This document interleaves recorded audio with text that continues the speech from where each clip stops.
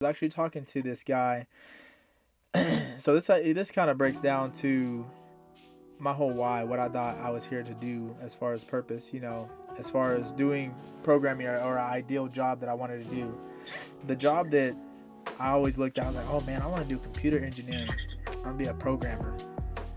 And it's crazy because I was like, man, I understood that required patience, and on top of that, being nice with your coding. Because whenever I was in my exam, I did 2 hours worth of coding, got all the way to the end, and hit enter, nada.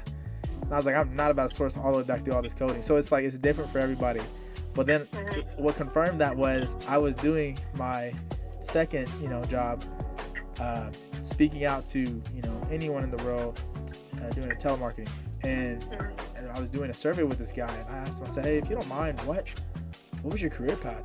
He said he was a computer programmer. I said, oh, dude, that's awesome. I was looking into that, and I was gonna be into that. I was gonna do it, but he said it's definitely. He said after hearing your personality and how you are, you definitely weren't fit for that. And he didn't say it in a negative way. He was saying you have something different to where you wouldn't You just don't be have to do that. confined to programming. Yeah, he said that it's not that you would just be programming only. Like you need to be doing something higher than that. I was like, dang, that's You're more crazy. than that. Yeah. And I was like, just speaking over value. I'm like, he didn't even know me, and it was insane. And I was just like, man. So I asked him, how was it? He said, honestly, if I'm being honest with you, it's stressful. You make a lot of money, but you're stressed out all the time. And he told me his whole life situation. Poor guy. He said, man, I had all this money, but I was depressed. I was stressed out. I was going through a divorce. My kids, I had to talk to my kids. I was like, dang. But the idea is that you work hard, you get this degree, and you are successful at that point. That's the idea of it.